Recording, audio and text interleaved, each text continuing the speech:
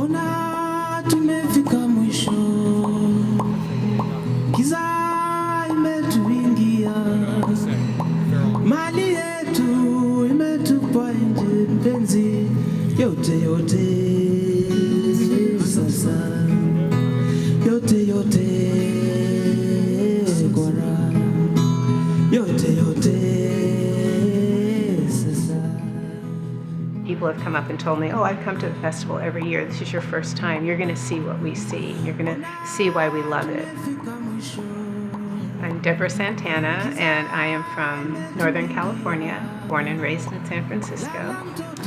I didn't really find out about the Folklife Festival until I was here last October, and I visited with Michael Mason and his team, and of course Cynthia Carter, and they explained to me what the festival was about, and the connection, of course, was Kenya. First thing I think of that I love most in Kenya is the sky. And there's a certain way that the sky arcs over the earth there, and that red soil that really breathes the beginning of humanity and breathes a oneness. I support a school there, a free school for high school age girls in Nanyuki, Kenya, called Daraja Academy. I had met Iddi Achieng, one of the women performers for tonight's Diva Night. I actually met her in Nairobi 2 years ago when I was meeting with a group of women artists and singers and teachers. I had a wonderful afternoon meeting these Kenyan women who were talking about how they're really not respected as women artists. And I met Iddi Achieng, and I promised her at that time that I would help get her to the Americas to perform.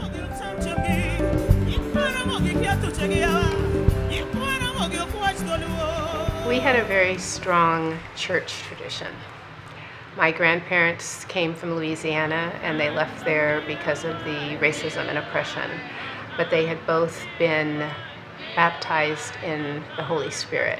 So they started a church in Oakland, California, that at the time was called Christ Holy Sanctified Church. And I grew up in that church as well as in a Lutheran church. So I had both sides of Christianity, really, the more contemplative side and the more tambourine, expressive, gospel singing type, which I really love. There's no music like gospel music on Sunday morning. So the traditions I really was very influenced by were the traditions of serving others. I grew up in Martin Luther King Jr.'s time, and our family had a very strong tradition of helping others.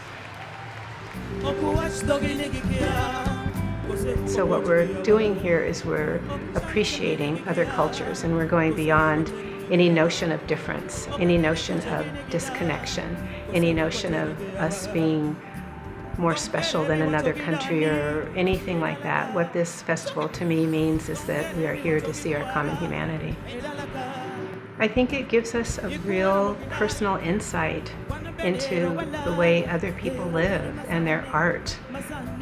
Listening the other night to the different Chinese performers as well as the Kenyan singers was so beautiful, and I could see the mountains of China. I could see where people came from, and I know that many people who participate in this come from very humble beginnings and very humble lives, and yet they carry this pristine artistic expression. And I think that unites us, and I think that what the Folklife Festival shows us is that there is an amazing world out there, and if we just take time to slow down and appreciate each other's culture, we'll learn so much, not only about others, but about ourselves. So I think it's a celebration of all of us. I think it's a celebration of our interconnectedness and the way that we are all here to do something wonderful with our lives. Thank